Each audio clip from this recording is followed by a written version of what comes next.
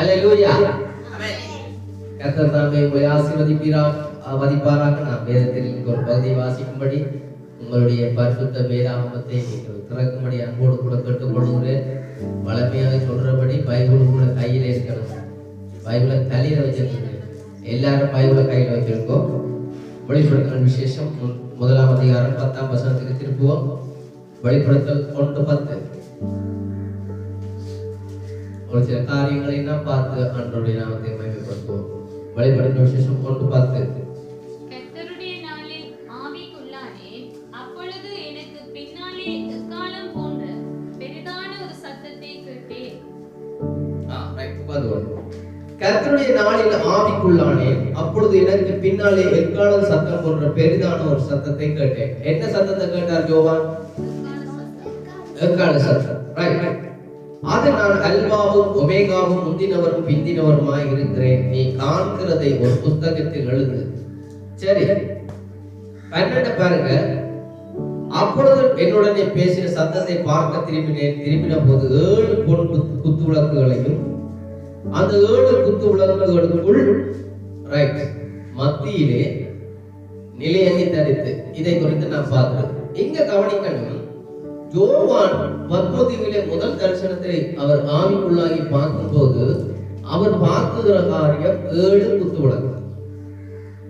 7 குத்து விளக்குகளும் பூமிக்குரியதா இருக்கு. பூமிக்குரிய வழிபாடு. 7 சபை காலங்கள் அது பூமிக்குரியது. விளங்கட்மா. நீங்க குழந்தைகளை போல் இல்லாமல் பொழுதுதான் பாலை குடிக்கிறவர்களா இல்லாமல் அருமையான ஆகாரத்தை உட்கொள்கிறவர்களாய் காணப்படும். அப்ப இங்க யோவான் முதலாவது பார்க்கும்போது 7 குத்து விளக்குகள். இந்த 7 சபை காலங்களை குறித்ததான வெளிப்பாடு, அதாவது புறஜாதிகளுக்கான தொடக்கத்தையும் முடிவையும் இங்கே யோவானுக்கு காண்பிக்கிறது தான் இந்த 7 சபை கால வெளிப்பாடு. 7 சபை காலங்கள் என்று சொல்லி யோவான் எழுதியிருந்தா இன்றைக்கு பவுலுங்க காலத்திலிருந்து இன்றைக்கு எத்தனையோ இன்றைக்கு இந்த 2000 ஆண்டுகளை கவனிக்கணும். இந்த புறஜாதி யுகம் இந்த 2024 ஆண்டுகளாய் இந்த 2022 ஆண்டுகளும் என்ன செஞ்சிருப்பிடும். ஆண்டவர் முதலே சபை காலங்களை எழுதியிருந்தார். இன்னும் சபை காலம் இருக்குதான். இப்ப முதலாவது சபை காலக்காரன் என்ன யோசிச்சிருப்பேன், இன்னும் சபை காலம் கிடக்குதான். 2வது சபை காலக்காரன் என்ன யோசிச்சிருப்பேன், இன்னும் காலம் கிடக்குதானே, இன்னும் காலம் கிடக்குதானே, லவோதிகாவுக்கு இன்னும் எவ்வளவு காலம் இருக்கு என்று சொல்லி அவருடைய வருகையை குறித்து சிந்தனையாற்றிருப்பார். அதனாலேதான் காலங்கள் கூடாமல் அது அந்த மணி வேலைக்குரிய சபைகளுக்கு எழுதுகிறது என்று அங்கே வேதம் உடைக்கிறது. அதை எளியாதான் வந்து பேச வேண்டியதா இருக்கிறது. அங்கே மல்கியாவின்படி அது என்ன காரியம் சொல்லி. ஆமென். சரி, அப்ப இந்த 1ஆம் அதிகாரத்திலே அவர் பார்க்கும் போது பூமிக்குரிய காரியத்தை அவர் பார்க்கிறார். தொடக்கத்தை முடியும். இப்போது 4ஆம் அதிகாரத்துக்கு திருப்புவோம். 4:1 அங்கே கீழே 2 பேர் ஒரு நாள் வாசிக்க. இவைகளுக்கு பின்பு இதோ பரலோகத்தில் திறக்கப்பட்டிருந்த ஒரு வாசஸ்தலத்தை கண்டேன். முன்னே எக்காள சத்தம் போல் என்னுடனே பேச நான் கேட்டிருந்த சத்தமானது. அதாவது யோவான் முதல் 7 குத்து விளக்கு பார்க்க என்ன சத்தம் கூப்பிட்டது? எக்காள சத்தம். பிறகு இந்த 3 அதிகாரங்கள் முடிவில் இந்த பூமிக்குரிய அந்த 7 குத்து விளக்குகளின் கால முடிவிலையும் திருப்பி ஒரு சத்தம் கேட்குது, எக்காள சத்தம். அதே எக்காள சத்தம் திருப்பி இங்கே ஏறிவான். என்னது? இங்கே ஏறிவான்னா மறுபடியும் அவர் ஆவிக்குள்ளான். என்னது? ஆவிக்குள்ளாய் பார்க்கும்போது உடனே ஆவிக்குள்ளாய் அப்பொழுது இதோ வானத்தில் ஒரு சிங்காசனம் வைக்கப்படுகிறது. அந்த சிங்காசனத்தின் மேல் ஒருவர் வீற்றிருந்தார். கவனிங்க, 1ஆம் அதிகாரத்துல அவர் பூமியில இருக்கிறார். 7 குத்து விளக்குகளுக்கு நடுவர். 7 குத்து விளக்குகளுக்கு நடுவர் என்றார். இப்ப 4ஆம் அதிகாரத்துல பார்க்க அவர் 7 குத்து விளக்குக்கு நடுவையில சிங்காசனத்துல இருக்கிறார். அப்படி என்ன, இந்த புறஜாதி யுகம் முடிந்த உடனே அவர் எங்க போயிட்டார்? அவர் தம்முடைய ஸ்தானத்துக்கு சிங்காசனத்துக்கு அவர் போயிட்டார்.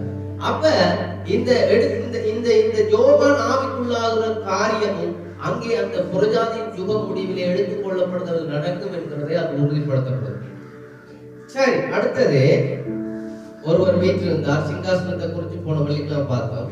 பார்வைக்கு வச்சிர கல்லும் பதுமராகத்துக்கு ஒப்பாயிருந்தார். அந்த சிங்காசனத்தை சுற்றி ஒரு வானவில் இருந்தது. கவனிங்க, சிங்காசனத்தை சுற்றி ஒரு வானவில். இப்ப என்ன சுற்றி முழுவட்டம் தான் ஒரு சுற்றி என்றது. சிங்காசனத்தை சுற்றி என்ன ஒரு முழுவட்டம் தான் சுற்றி என்ற பெயருடையதாயிரு. சிங்காசனத்தை சுற்றி ஒரு வானவில் இருந்துச்சு. அப்ப தேவனுடைய சிங்காசனத்தை சுற்றி ஒரு வானவில் இருந்துச்சு. அதன் கலர் பார்வைக்கு அது மரகதம் போல் தோன்றியது. என்னது? அந்த வானவில் மரகதம் போல் தோன்றியது பார்வைக்கு. ஆனா வானவிலின் கலர் 7.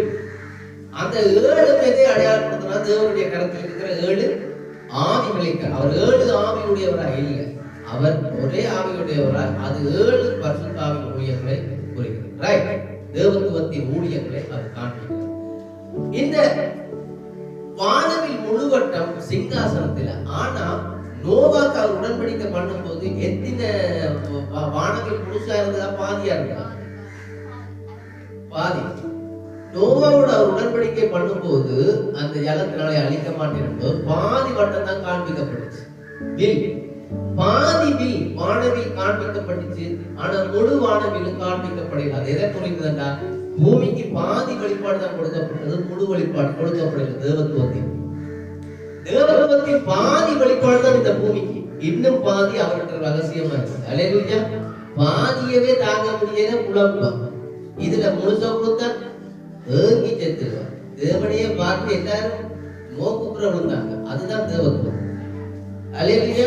அப்ப தேவனுடைய பாதி காரியங்கள் தான் பூமிக்கு வெளிப்படுத்தப்பட்டது. மிகுதியான காரியங்கள் வெளிப்படுத்த அவரை சுற்றி இருந்த வானவில் அதுக்கு பாதி தான் நோவாக்கு வெளிப்படுத்தப்பட்டது. அது மனுஷனுக்கு வெளிப்படுத்தப்பட்ட வார்த்தை ரகசியமாய் காண்பிக்கப்பட்டது. அது மரகதம் போல் தோன்றியது. இங்கதான் ஒரு முக்கியமான காரியத்தை இந்த மணிவழிக்குரிய சபை புரிந்து கொள்ள வேண்டியதாக இருக்கிறது. மரகதம் அதனுடைய கலர் பச்சை கலந்த மஞ்சள். மரகத்தின் நிறம் என்ன தெரியுமா? பச்சை கலந்த மஞ்சள். அதுல பச்சை லைட்டா தெரியுமான மஞ்சள் தான் பிரகாசமா. அதனாலதான் பச்சை கலந்த மஞ்சள். பச்சை கலந்த மஞ்சள் அது மரகத்தினுடைய கலர். அது அந்த ஆரோனுடைய மார்பதக்கத்தில் இருந்த 12 கோத்திரத்தின் ஒவ்வொரு கற்களுக்கு பிரதிபலிக்கிறது. அவர் அந்த 12 கோத்திரத்துக்கும் அவர் தேவனாயிருக்கிறார். ரைட்? இந்த காரியம் ஒரு பெரிய ரகசியமாய் ஒரு வெளிப்பாடாய் அது இந்த மணி வழிக்குரிய சபைக்கு போதிக்கப்படுகிறது. இதை குறித்து இந்த கலரை குறித்து புதிய ஏற்பாட்டிலே யோவான் பார்த்த காரியம். யோவான் புதிய ஏற்பாட்டிலே அங்கே பார்க்கும்போது மரகதம் போல் தோன்றினார், பச்சை கலந்த மஞ்சள் நிறம். அது அவருக்கு பின்னாக இருந்த வடக்கு. ரைட்? அதை குறித்து எசேக்கியேல் 1ஆம் அதிகாரத்தை சென்று பார்க்கலாம். எசேக்கியேல் 1ஆம் அதிகாரம் திருப்பிக் கொள்ளுங்கள். எசேக்கியேல் 1ஆம் அதிகாரம் 26.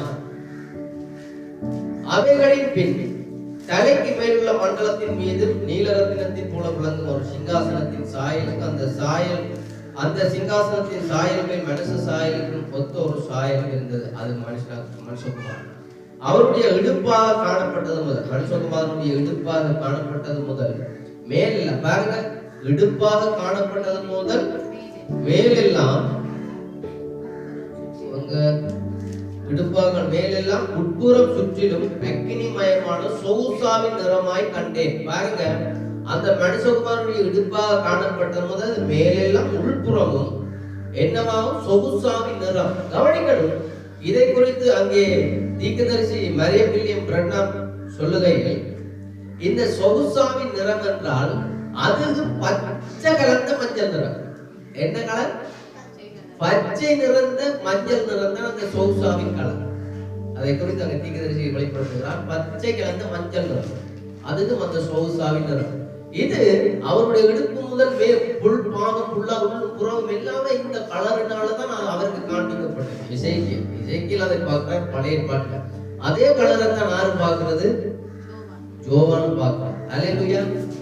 அதே கலர் தான் நான் அல்பாவும் ஒமேகாவும் முந்தினவரும் பிந்திவனுமா இருக்கிறேன் என்றதை அங்கே 20ஆம் நூற்றாண்டியாகிய தீர்க்கதரிசியை அங்கே அவர் ஊழியம் செய்து அவர் பிரசங்கம் செய்து போது அவரை ஒரு பத்திரிகையாளர் போட்டோ எடுக்கும்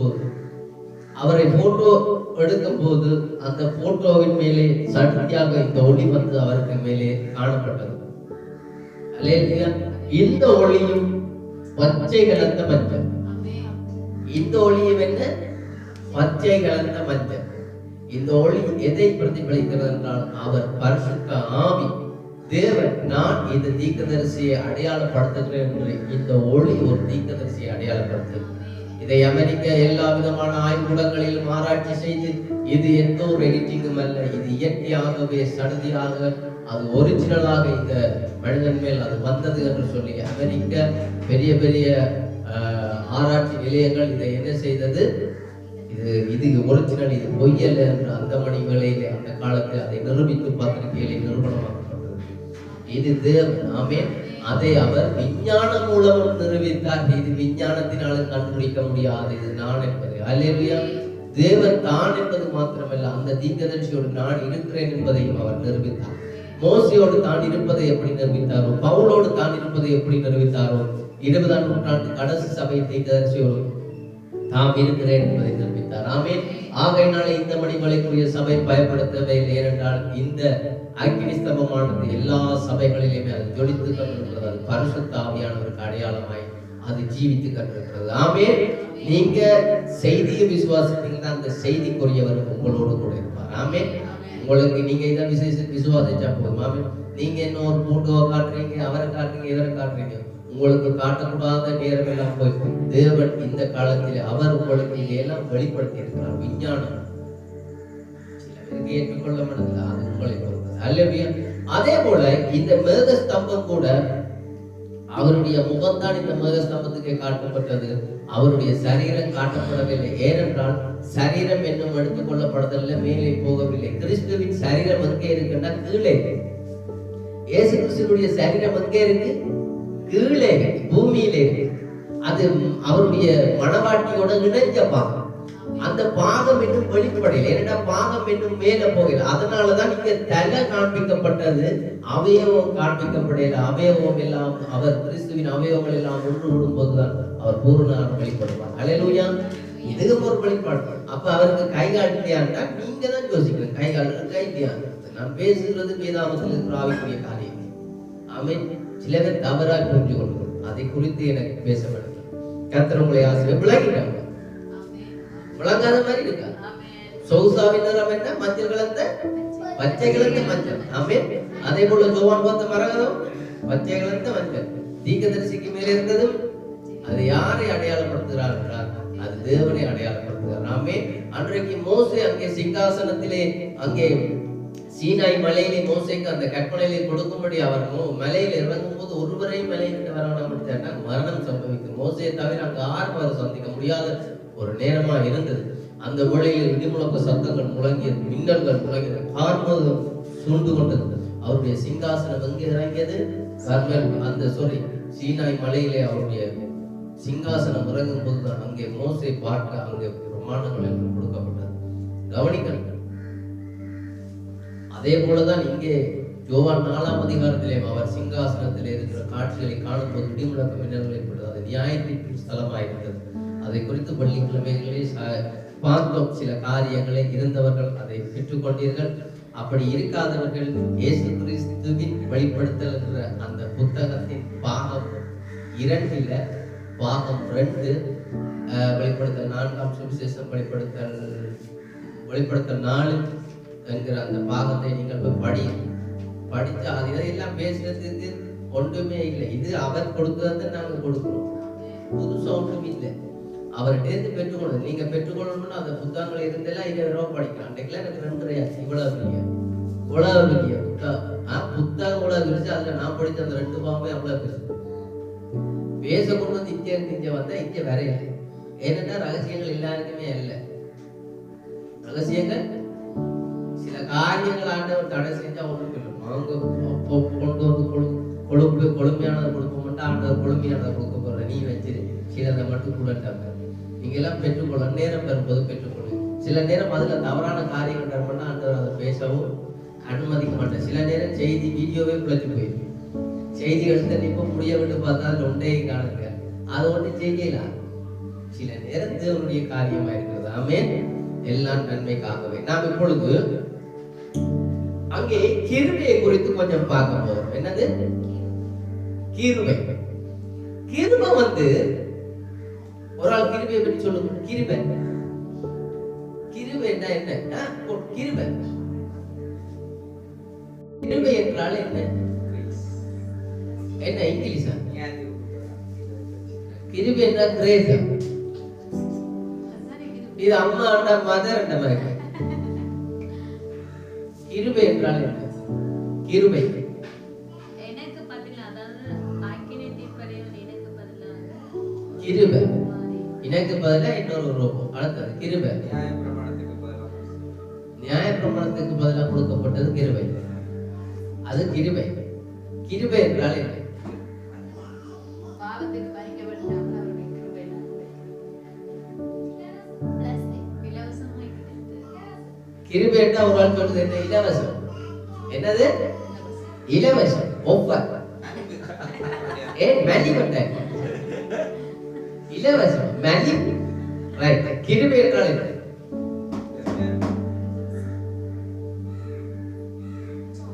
கிருபை என்றால் என்ன? கிருபை என்றால் உஜ்ஜாலம். மறந்தாது. கிருபை என்றால் என்ன? புதிய வழியை அவர் உங்களுக்கு கொண்டு வந்து தருவார். புதிய வழியை ஆயத்தப்படுத்துவார் அல்லது புதிய வழியை தருவார்.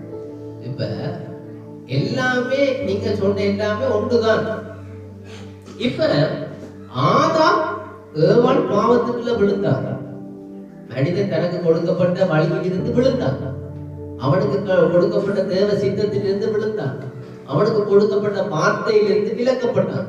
அவனுக்கு கொடுக்கப்பட்ட தேவத்துவத்திலிருந்து அவன் விளக்கப்பட்டான். அதிகாரத்திலிருந்து விளக்கப்பட்டான். அதிகாரம் எல்லாமே இழக்கப்பட்டான். பூமிக்குரிய எல்லா விதமான ஆளுகையும் அவன் இழந்தான். இழக்கப்பட்ட ஒரு நிலைமை, அவருக்கு கொடுக்கப்பட்டது ஒரு வழி. அந்த வழியிலிருந்து அவன் விலத்திட்டான். அந்த வழிக்கு நேர போக இல்லாம கொடுக்கப்பட்ட வார்த்தைக்கு அவன் தாறுமாறான காரியத்தை செய்து, தேவனுடைய உண்மையான ஒன்றுக்கு தாறுமான ஒன்றை செய்து அவன் வழி விலக்கப்பட்டான். இப்ப வழி விலகின அந்த ஆதாமையும் ஏவாளையும் வழி விலகி சென்ற ஆதாமை திருப்பி அந்த பாதைக்கு கொண்டு வருதல் தான் அந்த கிருபை. மறுபடியும் அந்த பாதைக்கு கொண்டு வருதல், அதுதான் அந்த புதிய வழி. என்னன்னா திருப்பி கொண்டு வருதல். நீங்க போயிட்டு ரிவர்ஸ்ல வரீங்க. அதான் புதிய பாதை அவங்களால உண்டாக்கி தேவன் கொண்டு வர. புரியல சில பேருக்கு. இப்ப ஆதாமுக்கும் ஏவாளுக்கும் ஒரு வழி பாதையை வச்சான். ஆனா மனுஷன் தன் அறிவினாலே அவன் பாவத்தில் இருந்து இன்னொரு பாதையினால போயிட்டான். அங்க போய் அங்க இருளிலே அவன் அகப்பட்டு போனான். இப்ப போனவர் அதே பாவத்தை செஞ்சு திருப்ப கொண்டு வரையிடாது. அவர் என்ன செய்யறார்? அங்கிருந்து ஒரு வழி ஏற்படுத்தி இப்படி ஜெட் ஆகி இங்க வந்து இந்த ஜாயின்ட்ல பண்ணி போகும். புதிய வழியை அவர் ஒன்றாக்கி கொடுத்தார். ஹல்லேலூயா. அதுதான் நீங்கள் திருப்பிக் கொள்ளுங்கோ. ஆதியாகமம் 3:2 திருப்பிக்கோ.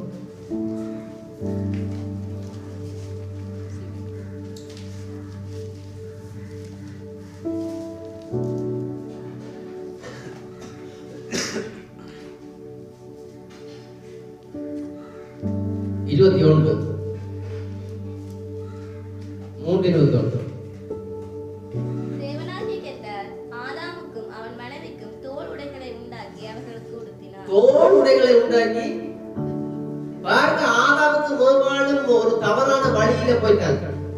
தவறான வழியில போய் என்னத்தை செஞ்ச வேண்டாம், அத்தியிலேயே தரித்து மறைஞ்சு கண்டிருந்தீங்க. இதுதான் வழி தவறாக பயன்படுத்தப்பட்டது. முதல் நிர்வாணிகளாக இருந்தார்கள். ஆனால் நிர்வாணிகள் என்று அவர்கள் அறியாது இருந்தார்கள். கண்கள் திறக்கப்படவில்லை. பாவம் அப்பொழுது அவர்களுக்கு புலப்படவில்லை. பாவம் புறப்பட்டது, கண்கள் திறக்கப்பட்டு இப்பொழுது என்னவா தாங்கள் நிர்வாணி அத்தி. இதுதான் வழி. அத்தியில தான் அவனுடைய வழியா இருந்தது. அவன் டக்குன்னு தன்னுடைய அறிவை யூஸ் பண்ணி டக்குன்னு போய் ஒரு மரத்தில் இருக்கிற இல்லையே பெரிய இல்லையே அத்தியிலேயே வெட்டி தன்னை சுத்தி மறைச்சு கட்டி கட்டினான். இதுதான் அவன் ஏற்படுத்தின வழி. ஆனா ஆண்டவர் சொன்னார், இந்த வழி எனக்கு பிடிக்கல. இந்த வழி மறைச்சிருக்கிற, ஆனா எனக்கு தெரியுது. நீ மறைச்சிட்ட உன் நிர்வாணம், ஆனா எனக்கு தெரியுது. உனக்கு தான் தெரியல, ஆனா எனக்கு தெரியுது. அதனால இந்த வழி என்னதான் தவறு. நான் ஒரு வழியை உண்டு பண்ணுகிறேன். அவர் ஒரு ஆடு அடிச்சார். அவர் ஒரு ஆடு அடிச்சு அந்த ஆட்டினுடைய தோலை இவர்களுக்கு ஆதியாக அவரே உண்டாக்கி இவர்கிட்ட கொடுத்த இதை போடும்.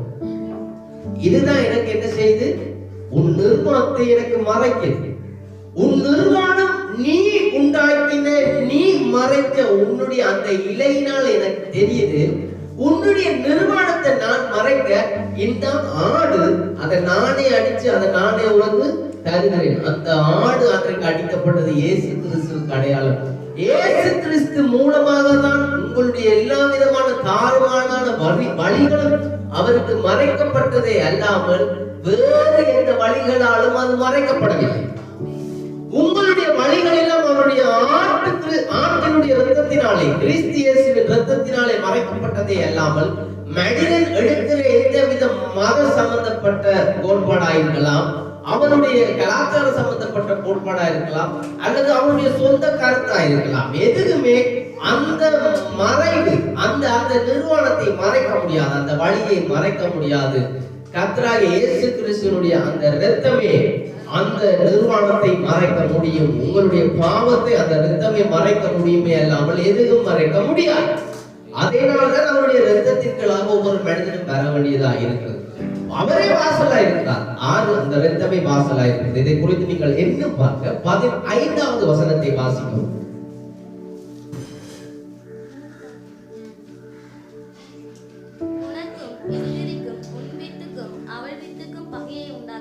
கவனிங்கள், இப்பொழுது பாவம் முதலாவது யார் செஞ்சது?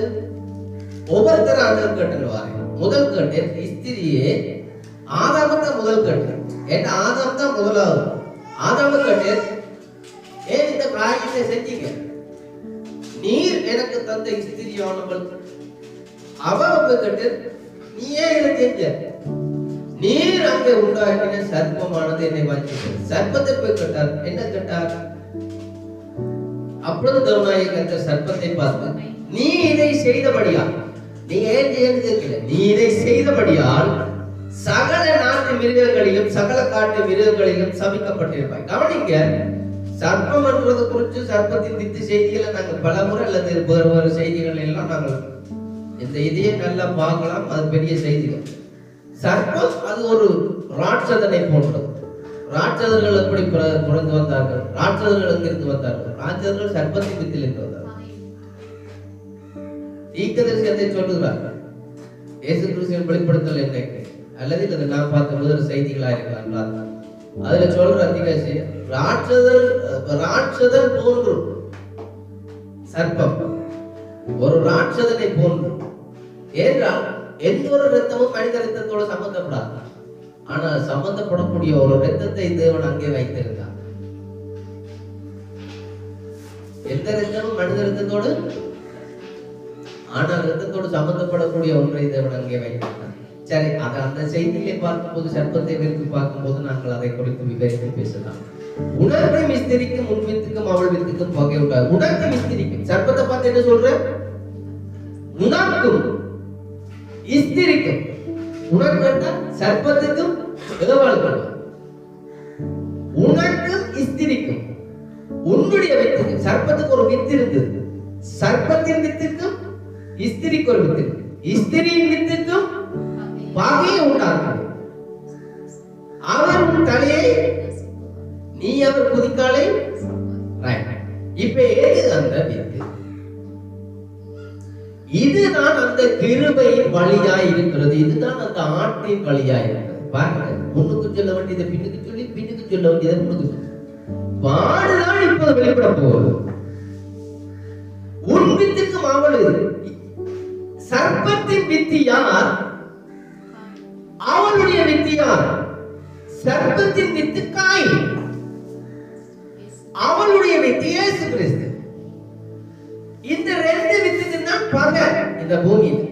அதான் இயேசு வந்து சொன்னார், நான் சமாதானத்தை உண்டு பண்ண வரவில்லை, பகையவே உண்டாக்க வந்தேன்.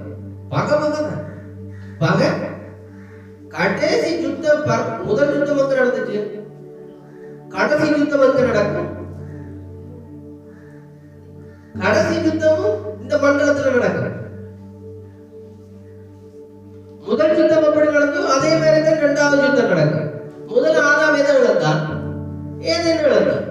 பிறகு அந்த ஆதாமுடைய சந்ததி எதை பெற்றுக்கொள்ள போகிறார்கள்? மறுபடியும் ஏதேன். நகோமி இழக்கப்பட்டதை மறுபடியும் கொண்டான் ரூத்தின் மூலமா. கவனிக்கணும். அப்ப இழக்கப்பட்ட எல்லாவற்றையும் மறுபடி கொடுத்தார். அவ்வளவுதான். அதுக்கு இப்ப கிட்டத்தட்ட 2,6000 வருஷமாகி 6024 வருஷமாயிடுச்சு. என்ன இப்போ தெரியாது. கவனிக்க, இயேசு கிறிஸ்து அந்த ஸ்திரியின் வித்து, ஏனென்றால் அவர் எந்த ஒரு மனிதனுக்கும் சம்பந்தப்படாது. அந்த வித்துக்கும் இந்த வித்துக்கும், ஏனென்றால் அந்த ஸ்திரியுடைய வித்து கல்வாரியில ஆண்டதிலே நசுக்க வேண்டியதா இருக்கு. சத்துருவினுடைய தலையை நசுக்க வேண்டியதா இருக்கு. அவர் கல்வாரியிலே அடிக்கப்பட வேண்டியதா இருந்தது. அந்த ஜோவான் சொன்ன அந்த ஆடு கல்வாரியிலே அடிக்கப்பட்டுத்தான், அந்த ஆட்டினுடைய இரத்தத்தின் மூலமாக தான் நாம் எல்லாரும் என்ன செஞ்சிருக்கிறோம், இப்ப உள்வாங்கப்பட்டிருக்கிறோம், அல்லது திரையிடப்பட்டிருக்கிறோம். இப்ப ஆதாம் எப்படி அந்த தோளினாலே திரையிடப்பட்டு நிர்வாணம் அவருக்கு மறைக்கப்பட்டதோ, இயேசு கிறிஸ்துவினுடைய இரத்தத்தின் மூலமாக ஒவ்வொரு மனிதனும் திரையிடப்பட்டு அவருடைய அக்கிரமங்கள், பாவங்கள், அவருடைய எல்லா விதமான அழுக்குகளும் அங்கே அந்த இரத்தத்தினூடாக தான் மறைக்கப்படுது. மோசே தவறு செய்தார். மோசே தவறு செய்தார். என்ன செஞ்சார்? பிசாசு நீ பேச சொல்லாம என்ன செஞ்சான்? தடி எடுத்து வெடித்து விட்டான். தடி எடுத்து நீரே மினக்கட்டு பரலோகத்துல இருந்து இறங்கி வந்து சிங்காசனத்துல வந்து அவ்வளவு பெரிய பில்டெல்லாம் போட்டு நீர் வேற ஒரு கையாள கற்பனையை கொடுக்க இவன் தூக்கி உடைஞ்சிட்டு வா. இவன் முக்கியமான அவன் பார்த்துக்க தெரியுமா? உங்களை விட பிசாசு என்ன தெரியுமா? உங்களை விட நல்லா வெளிப்பாடு தெரியும் பிசாசு. உங்களை விட தேவனை பற்றி நல்லா தெரியும். உங்களை விட என்னதான் பரலோகத்தை பற்றி நல்லா தெரிஞ்சவன் பிசாசு. உங்களுக்கு எல்லாம் இங்க வந்து சொன்னா தான் தெரியும். அவனுக்கு சொல்லாமலே தெரியவனு எல்லாம் பார்த்து கண்டு. சில பேருக்கு பிசாசு ஒன்றும் தெரியாது. உங்களை விட அவனுக்கு எல்லாம் அங்க தெரியும். எல்லாத்தையும் பார்த்து வந்தாலும் உங்களுக்கு ரகசியம் வெளிப்படத்தான் தெரியும். அவனுக்கு வெளிப்படாமலே தெரியும். அங்கே ஆண்டவருக்கு எங்க மனிதனுடைய திட்டங்கள் தான் அவனுக்கு தெரியும். தேவனுக்கு மனிதனுக்கும் இடைப்பட்டதான உறவின் திட்டம் அது அவனுக்கு தெரியும். ஆனா அங்க இருக்கிற தேவத்துவத்தின் காரியங்கள் அவனுக்கு தெரியும். அவனுக்கு அந்த மீட்பு திட்டம் ஏன் எதுக்காக இருந்தது அவனுக்கு தெரியாது. ஆனா இப்ப தெரியும் என்ன வெளிப்படுத்தப்பட்டாங்க.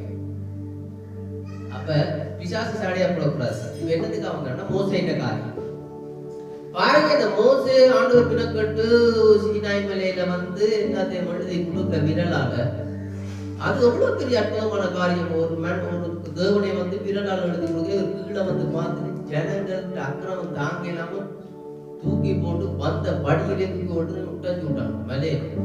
இப்ப யாருக்கு கோபம் வரும்? மோசைக்கு கோபம் வருமா? ஆண்டவர் கோபம் வரும். இவனுக்கு கோபம் வந்ததால ஆண்டவர் தந்தையை உடஞ்சி போட்டு திருப்பி போய் எழுதி கண்டுவார். இப்ப பாவம் செஞ்சதாரு. இப்ப ஆண்டவர் மோசையை அடிக்கணுமா? நான் உனக்கு மினக்கட்டு வந்து எழுதித்தாரு என்ற கையால. அவங்க செஞ்சதாவது பரவாயில்ல, சும்மா உட்காந்துட்டு போயிருக்க. நீ செஞ்சதை என்ன? வந்த போகத்துக்கு என்ன செஞ்சது மோசை? அவ்வளவு பொண்டைய முடிக்க என்ன வாய்க்க ஊட்டி மோசை என்ன செஞ்சது? அவைய உண்டாக்கின எல்லாத்தையும் உருக்கி அவளத்தையும் கட்டச்சு வாய்க்க ஊட்டி விட்டு கத்த தெய்வங்களை என்ன பின்பற்றாங்க? மிஞ்சால மாட்டான். ஒரு டீம் மிஞ்சால மிச்ச டீம் அங்காளம் சொன்னா அவ்வளவு பேரே வெட்டி கொள்ளும். அவ்வளவு பேர வாய்க்க ஊத்தி அவ்வளவு பேரே வெட்டி கொண்டாது. அதுலயே அரைவாசிச்சேன். அதுக்கு பிறகு மோசை பாவம் தீர நீங்க எல்லாரும் சுத்தமா இருக்க, நான் போயிட்டு வாருங்க மேல போன. கவனிக்கணும். மோசே ஆண்டவர் பேச சொல்ல அடுத்தது பாவம் தான். ஆனா அது கிறிஸ்துவுக்கு பாவனையா இருக்கு. கிறிஸ்துவுக்கு அது பாவனையா இருக்கு. ஆண்டவர் அந்த காரியத்தின் நிமித்தம், அது தேவ திட்டம். அந்த காரிய நிமித்தம் உனக்கு காணான் தடை. உனக்கு காணானுக்கு போக இயலாது தடை. நீ போக மாட்ட, நீ இஞ்சியம் செத்துருவ. அது முன்னமே தெரியும். நீங்க உபாவம் எல்லாம் படிக்காம பேசுறாங்க. உங்களாலதான் நான் அங்க போகல. ஆண்டவர் நான் திருப்பத்தில் போக காண்ட திருப்பத்தில் போக கதாங்க நீ போக மாட்டேன் உனக்கு எத்தனை சொல்லி போடணும். இவர் போற நேரம் எல்லாம் ஆண்டவர்கிட்ட கேட்கிறார். ஆனா நீ போகல. இவன் வர்ற நேரம் எல்லாம் ஜனங்களை பேசுறது உங்களாலதான் நான் என்ன செய்யல, போக இல்லாம இருக்கிறேன். படிங்க விளங்க. ஆனா தேவன் கிருபையாய் ஒரு வழியை ஆயத்தப்படுத்தினார். மோசேக்கு தெரியாது. மோசே அப்ப நினைச்சான், ஆண்டவர் எனக்கு தடக்கொள்ள போட்டுட்டார், நான் போகல. ஆண்டவர் தடக்கொள்ள போட்டாலும் இன்னொரு வழியை முன்பதாகவே அவர் வச்சிருந்தார். மோசே நீ போயிடாது, உனக்கான ஒரு நேரம் வரட்டும் என்று இயேசு கிறிஸ்து இந்த பூமியில இருந்து ஒளிவமலையில மர்மமாக மோசே அந்த மலையில தான் இருந்தார். மோசே எந்த கானானுக்குள்ள போக கூடாதுன்னு இருந்தாரோ அதே பாலஸ்தீனாக்குள்ள தான் ஆண்டவர் மோசையை கொண்டு வந்தார். எந்த கானானுக்குள்ள போக கூடாது தடக்கல்ல வச்சாரோ அதே கானானுக்குள்ள மோசையை வரப்படி தேவன் கிருபையாய் இன்னும் ஒரு வழியை வைத்தார். அந்த வழியை உங்களால சிந்திக்க முடியாது. ஆனா கிருபை தான் அந்த வழியை உண்டாக்கியது. அந்த மறுரூப மலையிலே மோசையும் எலியாவும் அன்றைக்கு வந்து நின்றாங்க. ஏன் அவங்க வந்து நின்றாங்கன்னா அதுதான் உங்களுக்கு தெரியுமே. தீர்க்கதரிசிகளாலும் எலியாவும் மோசேயும் எதுக்கு அடையாளம்? ஒன்று தீர்க்கதரிசிகளுக்கு அடையாளம், மரித்த பரிசுத்தவான்களுக்கும் உயிரோடு இருக்கிற பரிசுத்தவான்களுக்கும் அடையாளம். நியாய பிரமாணம் மோசேயும் எலியா தீர்க்கதரிசிக்கும் அடையாளம். நியாய பிரமாணத்தினாலும் தீர்க்கதரிசிகளாலும் இயேசு தேவத்துவம் வெளிப்படாமல் இயேசு கிறிஸ்து மூலமாக தேவத்துவம் வெளிப்படுது. ஏன்னா இவருக்கு செவி கொடுங்கன்னா அந்த நேரத்தில் ஒரு சத்தம் உண்டாயிட்டு. ஆமென். இனி நான் பேச மாட்டேன், இவர் தான் பேசுவார். இவருக்கு செவி கொடுங்க. தேவத்துவம் யாருக்கு வெளிப்பட்டது? இவருக்கு. தேவ ரகசியத்தை யார் வெளிப்படுத்தினார்? குமாரனே வெளிப்படுத்தினார். அவருடைய நாமத்தை எந்த தீர்க்கதரிசிகளும் வெளிப்படுத்தவில்லை, எந்த பிரமாணங்களும் வெளிப்படுத்தவில்லை, தேவனாகிய குமாரனே வெளிப்படுத்தினார். ஆமென். அது ஒரு பரம ரகசியமாய் எங்களுக்கு காண்பிக்கப்பட்டது. பாருங்கள் அந்த வழி. இதுகெல்லாம் நினைச்சு பார்க்கல. அந்த வழி ஆபிரகாமுக்கு என்ன நடந்தது? ஆபிரகாம் மட்டும் என்ன ஜோக்கியமான இருக்கலாம். தமிழ்ல ஜோக்கியமான சில ஜோக்கியமான ஆபிரகாம் என்ன? ஆபிரகாம் அழைச்சி கொண்டு வந்து இந்த தேசத்திலிருந்து உனக்கு ஆசீர்வதித்து தருவேன். அவர் அந்த தேசத்துல கூடாரம் பண்றது பஞ்சம் வந்தோன்னு பெரிசுரட்டு போய் பஞ்சம் வந்தோன்னு எங்க போனவர்? அங்க போய் தந்த மனைவி என்னன்னு சொன்னவர்? இப்ப இவர் உண்மை ஆபிரகாம் உங்களுக்கு தகப்பன்டா உண்மையா சொல்ல. அங்க போய் சொன்ன இவன் என்ன சகோதரி போய் சொன்ன. ஆனா அந்த அகிமேலேக்கு ஆண்டவர் என்ன சொன்னவர்? அகிமேலேக்கு தானே அந்த கட்டம் உங்களுக்கு என்னன்னா, நீ நீதிமான் தான், நீ நீதிமான் தான் அகிமேலேக்கு. ஆனா உனக்காக ஆபிரகாம் ஜெபம் பண்ணுவான், நீ அவன் மனைவி. இது அப்படி கட்டம். நீ நீதிமான் தான், நான் நீதிமான். நீ நீதிமான் தான், அவன் உனக்காக ஜெபம் பண்ணுவான். பாவம் செஞ்சதா? பாவம் செஞ்சது ஆபிரகாம். அவன் உனக்காக ஜெபம் பண்ண. அவன் நான் நீ நீதிமான் தான், ஆனா அவன் ஜெபம் பண்ணுவான். நீ உனக்காக அவன் ஜெபம் பண்ணுவான், நான் உன்னை விடுவேன், நீ விடு. இது அப்படி கட்டம். இது பைபிள்லயே தாறுமாறான கட்டம். இங்க அவன் நீதிமான், அவன் 400 பாவம், நான் நீ நீதிமான் தான், உனக்காக ஆபிரகாம் ஜெபம் பண்ணுவான், நீ அவன் மனைவி விடண்டா. அவன் சொத்து முண்டு உருட்டு விட்டது இவர். அவன் என்ன யோசிப்பான்? முண்டு உருட்டு விட்டது ஆபிரகாம். மனைவியவே தங்கச்சி எடுத்து அனுப்பிட்டான். உருட்டு விட்டவன் எனக்காக ஜெபிக்கணும் இது போட்டு உனக்காக அவன் ஜெபம் நீ விடு. இதுதான். ஏனென்றா அது அவற்றை திட்டம். ஆபிரகாம் அப்படி தாறுமாறா இருந்தாலும் தேவன் ஒரு வழியை ஆபிரகாமுக்கு வச்சிருந்தார். அவருக்கு ஆபிரகாமுக்கு ஒரு ஆசீர்வாத வழியை தேவன் வச்சிருந்தார். தேவன் ஒரு வழியை வச்சிருந்தார். தேவன் ஆபிரகாமுக்கு ஒரு குமாரனுடைய வழியை வச்சிருந்தார்.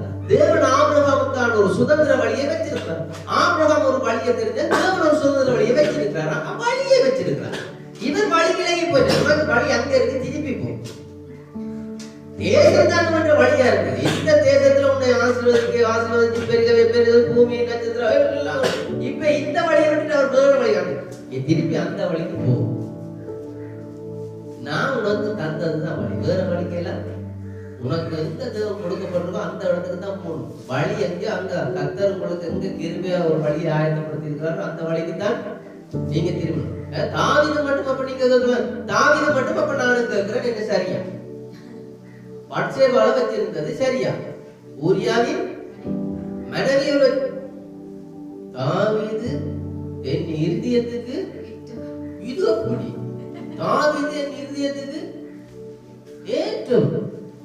தாவீது பொல்லாத ஓட்டுமாடு செஞ்சாங்க. ஆண்டவன் மினக்கட்டு எங்கேயோ கிடந்து ஆடு மேய்ச்சி கண்டிருக்கிறவனை கூப்பிட்டு சாமுவேலை வச்சு அவரை அபிஷேகம் பண்ணி அவரை கொண்டு வந்து ராஜாவாக அறிமுகப்படுத்தி அவரை ராஜாவாக வைக்க அவர் உப்பரிகையில உலாவி கொண்டு இங்க ஊரியாவின் மணியை பார்த்துட்டு இப்ப என்ன இப்ப எங்க அபிஷேகம் பண்ணினவரை காணையில ஒருத்தரை காணையில பிளான் பண்றது மற்றொருத்தர் இப்ப ஊரியாவை என்ன செய்யலாம் இரவு ஆண்டவரை ஊரியாவை கொடுக்கலாம் ஏன்னா உப்பரிகை ஞாபகம் ஊரியாவை போட்டு இப்ப ஊரியாவை கொலை செய்ததுக்கு யாரு காரணம்? கொலைகாரனாரு தாவீது தான் கொலைகாரன். ஊரியாவுக்கு கொலைகாரன் தாவீது. இப்ப பச்சை பாளையம் எடுத்து கொலை செஞ்சு பச்சை பாளையம் எடுத்து மனைவியாவும் ஆக்கியாச்சு. ஆனா ஆண்டவர் சொல்றேன் என் இதயத்துக்கு ஆண்டவர்ல முடியா தாவீதுல முடியாது யோசிக்கணும். அவனை நிறுத்தியதுக்கு அவன் வேதம் சொல்லுது அவன் அங்க ஒரு ஆண்டவர் இட்டத்தை சொந்த பிள்ளைக்கு அந்த நாங்க ஒரு தவறு தான் செஞ்சவன் இது செய்ய மாட்டான். அவன் சொந்த பிள்ளைக்கு இறங்குற மாதிரி தான் நான் தாவீதுக்கு இறங்கினவர் என்னன்னு அவன் அந்த ஒரே தவறு தான் செய்யலாம்.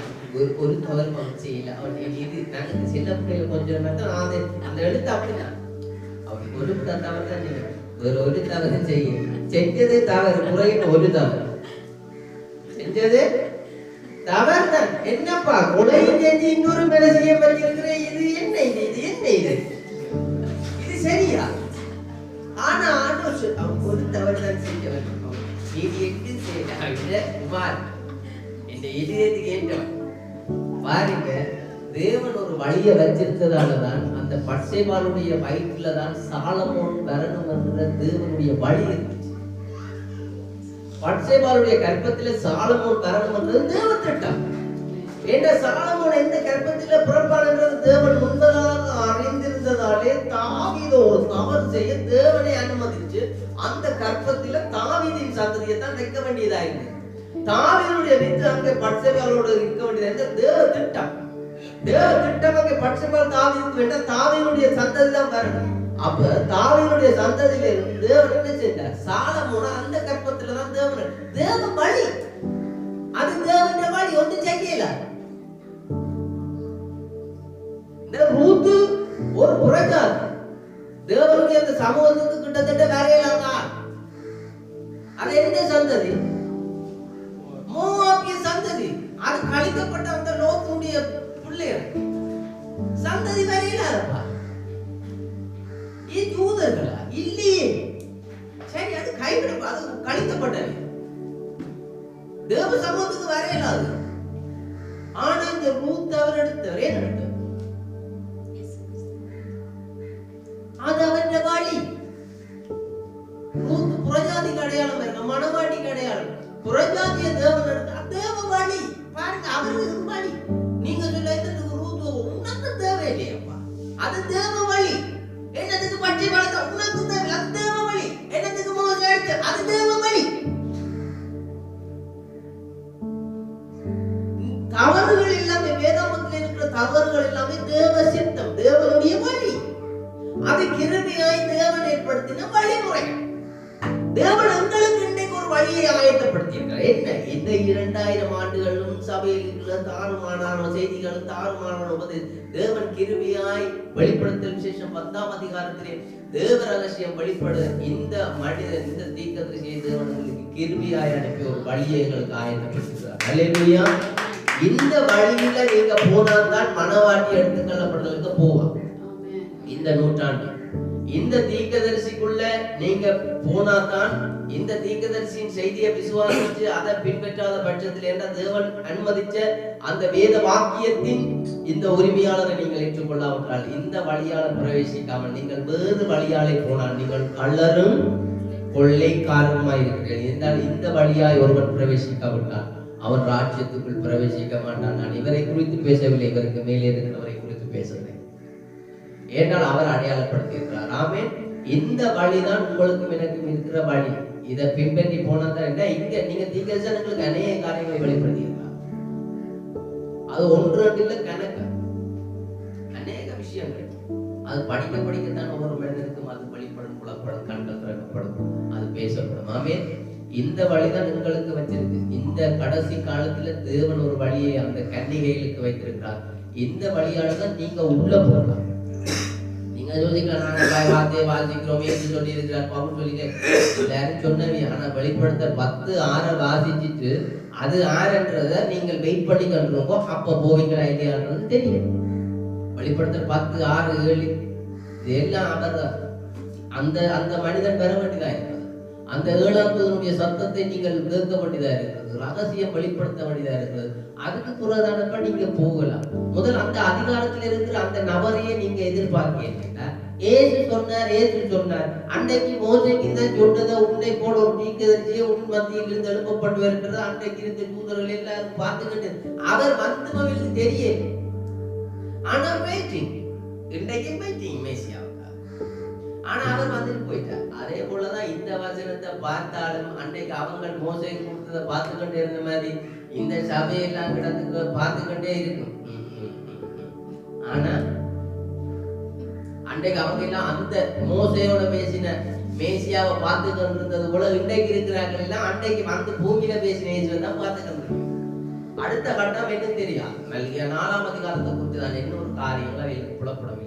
தேவன் அநேகருக்கு தம்மை வெளிப்படுத்தாமல் அவர் தாம் தெரிந்து கொண்ட அந்த சிறு மந்தைக்கு தம்மை வெளிப்படுத்தியிருக்கிறார்.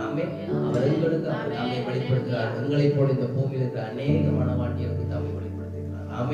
தேவன் எங்களுக்கு ஒரு வழியை ஆயத்தப்படுத்தியிருக்கிறார். அந்த வழியில மாத்திரம் நாங்கள் போக முயற்சிப்போம்.